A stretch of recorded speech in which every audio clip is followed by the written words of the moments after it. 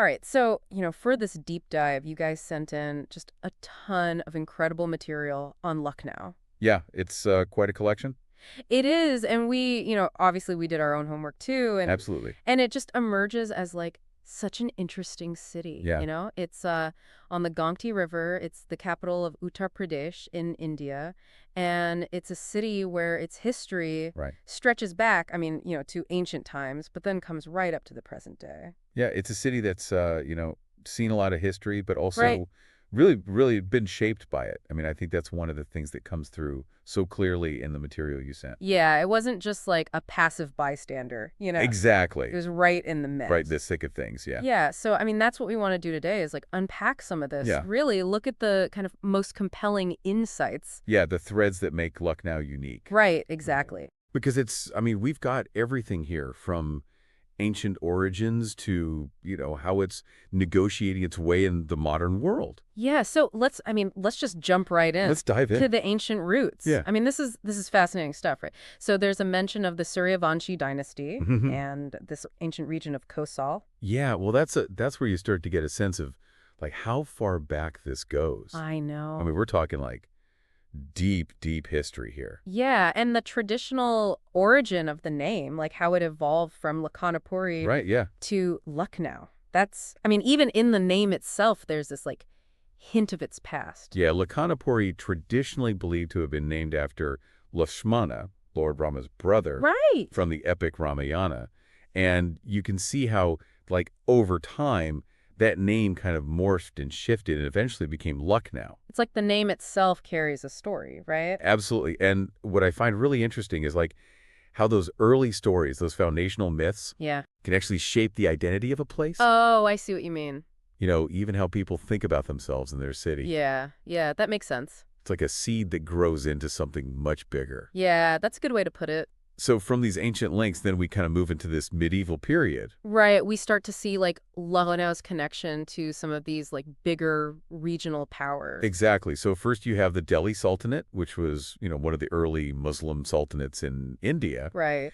And then later on the Sharqi Sultanate, which was based in Jaunpur. Mhm. And Lucknow was part of both of these sultanates. It's interesting cuz like it wasn't the center of power at this point, right? No, not yet. But its location, situated on trade routes Right. and with fertile land for agriculture, it probably played a pretty significant economic role, I see. contributing to the prosperity of these larger powers. It's like it was like a key player but behind the scenes kind of. Yeah, in a way. But then, under the Mughal Empire in the 16th century, things starts to change. Right, cuz that's when we see it becoming a provincial capital, right? Exactly. The Mughals, they really centralized rule across India, and they saw the strategic importance of Lucknow. Yeah. And making it a provincial capital was a way to kind of solidify their control over the region. Okay, so that was a pretty like pivotal step in its development. Definitely. It elevated Lucknow's status, Yeah. gave it more administrative importance, Right. and it really set the stage for what was to come. Okay, so then we get to what, is described in the sources as like this golden age for Lucknow. Right, the 18th century. Right, with the Nawabs of The Awadh. Nawabs, yeah. And this is when we see like the city really blossoming. Oh, absolutely. This period is just remarkable. I mean, you have Nawab Asaf-ud-Daulah in 1775. Mm-hmm. He decides to shift the capital from Faizabad to Lucknow, Right. and that was a game changer. Huge decision. Huge. It meant that all the political power, the wealth, the skilled artisans, Yeah. poets, musicians, everyone flocked to Lucknow. Like the whole cultural scene just shifted, Yeah, basically. exactly. It created this incredible energy. Wow. And that energy really fueled the architectural and cultural achievements that we associate with Lucknow today. So it's like he had this vision, It makes you wonder, right? What did he see in Lucknow Yeah. that made him make that move? Right. And then, we have to talk about the architecture from this period because Oh, it's stunning. it's incredible. Yeah. Like the Bara Imam Bro. Oh, the Bara Imam Brand. This grand complex. What is it about this place that makes it so remarkable? Well, first of all, the sheer scale of it, right? It's massive. Yeah. But then, the central arched hall, Mm-hmm. that's something else. It's said to be the largest unsupported arched construction of its time. Really? Without any, like, beams or pillars? No killers, no beams, just this massive open space. Wow. And to think about the engineering that went into that, I know, it's it's crazy. mind-blowing. Yeah. But it's not just about the structure.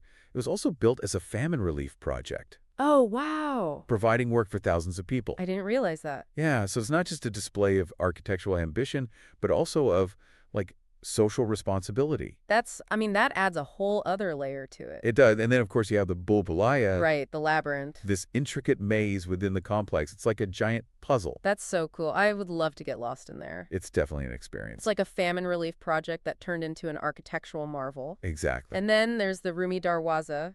Ah, yes, the Rumi Darwaza. The sources describe it as like this imposing gateway inspired by Constantinople. It's magnificent. It was the grand entrance to Lucknow. Okay. And its design, drawing on those Ottoman gates of Constantinople, Right. really reflects that Mughal architectural grandeur. Yeah, but also like a connection to the wider world, right? Absolutely. It shows how Lucknow was open to outside influences, how it was connected to global trends.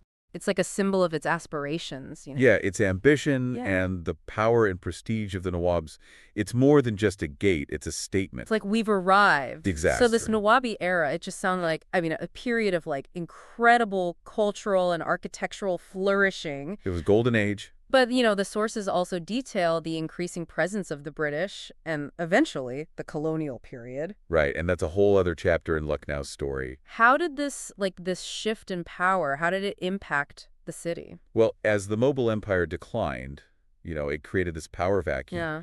And the British East India Company, they were right there to fill it. Right, and Lucknow with its location and its wealth. It was a prime target. Yeah, And then you have the Indian Rebellion of 1857 right. with the Siege of Lucknow, which was this really intense and prolonged siege. I mean, that must have been like a defining moment for the city. It was. Lucknow became a major center of resistance. Right. And the events that unfolded there had a lasting impact on the city's social and political landscape. Yeah, I can imagine. After the rebellion was suppressed, the British took direct control. Okay. And that led to a period of modernization in some areas, like infrastructure administration, but it also meant that the local rulers lost a lot of their power. Right, so it was like a mixed bag, I guess. It was a complex time, with both progress and loss. But even under colonial rule, it seems like the city held on to its distinct cultural identity. Yes, and that brings us to this fascinating concept of the Ganga Jamuni Tehzeeb. Right, I was wondering about that. So what is it about this that makes it so unique? So the Ganga Jamuni Tehzeeb is really one of the most defining characteristics of Lucknow. Okay. It refers to this incredible fusion of Hindu and Muslim cultures that developed over centuries in the Awadh region. Right. And Lucknow was right at the heart of it. So it's like a blend of two different cultural traditions. Exactly. And the name itself, Ganga Jamuni, it evokes the confluence of the Ganges and Yamuna rivers, Oh, I see. which is this powerful symbol of two distinct streams coming together. Right, like a meeting point. Yeah, and what's remarkable is that this fusion wasn't forced or artificial. It was just like a natural evolution. It was organic, it was ingrained in everyday life. And it wasn't just like a superficial blend, right? No, not at all. It went much deeper than that. The sources talk about how it was present in like all these different forms of expression and daily life. Right, so you see it in the Hindustani language spoken in the region, Yeah. which beautifully incorporates elements from both Sanskrit and Persian. So like the language itself reflects this blending of cultures. Exactly.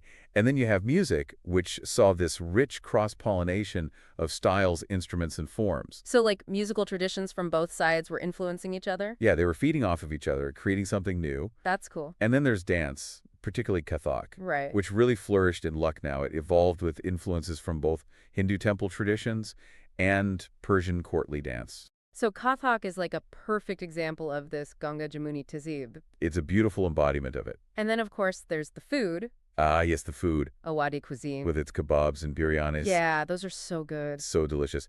And it's a direct manifestation of this cultural synthesis, right? Yeah, because it's like everyone's enjoying these dishes. Exactly. It transcends religious boundaries. It's like a shared culinary heritage. Absolutely. It's a testament to a way of life that embraces diversity. It's so interesting how, like, food can be such a powerful symbol of cultural fusion. It really is. It's something that everyone can connect with. Yeah, So now we've talked about the Bar Imam Bara, but there's another significant landmark. right, the Chota Imambara. Yes, the Chota Imam Bara. And how does it compare to the Bari Mumbar? Is it similar? Is it different? It's interesting because while the Bar Imam Bara impresses with its sheer size, Yeah. the Chota Imam Bara is more about the details, the ornamentation. It was built by Nawab Muhammad Ali Shah, and it also serves as a mausoleum for him and his family. Oh, I see. It's often called the Palace of Lights because of its stunning chandeliers Oh, wow. and the intricate lighting that they use during festivals. So it's like it has a different kind of beauty. It does. Think of it as a jewel box compared to the Bari Mambra's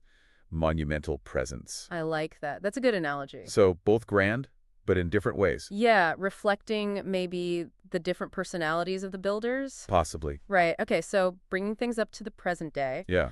What's modern day Lucknow like? Because it's described as this like mix of historical heritage and modern development. That's a very accurate description. Today, Lucknow is a vibrant and rapidly growing city. Yeah. There's a lot of urbanization happening, infrastructure is being improved, and the economy is expanding. So it's like a city on the move. It is. But what's remarkable is how it manages to hold on to its history and culture amidst all this change. Yeah, that's what makes it so interesting, right? Exactly. It's a hub for the arts, a center for education, and a key player in commerce in northern India. You see this duality everywhere. Yeah. Modern buildings standing alongside historical monuments, Right. bustling markets that have probably been there for centuries. It's like the past and present are coexisting. Yeah, they're woven together. And it seems like there's a real effort to preserve and even revitalize its heritage. Absolutely. There's some really cool initiatives happen. Yeah, the example they give in the sources is like the historic Butler Palace being transformed into a cultural hub. Right, and a book cafe. Yeah, that's awesome. It shows that they understand the value of their heritage. Yeah. And they're finding creative ways to make it relevant for today. So it's not just about preserving old buildings, it's about making them useful and accessible to people. Exactly. It's about breathing new life into them. I love that. It's a model for how other cities can approach their own heritage. Right, because you don't want to just turn them into like museums that no one goes to. Exactly. You want them to be vibrant spaces that people can enjoy and connect with. So it sounds like Lucknow has really been on this remarkable journey, It has. From its ancient beginnings through powerful empires, this culturally rich golden age, the challenges of colonialism, and now into this dynamic modern era. And through it all, it's maintained this incredibly unique cultural tapestry. It's like a story of resilience and adaptation. It is. Lucknow's story offers us a way to understand the complexity of India's history. Yeah. And it's a fascinating destination for anyone who wants to explore the connections between history, architecture, and culture.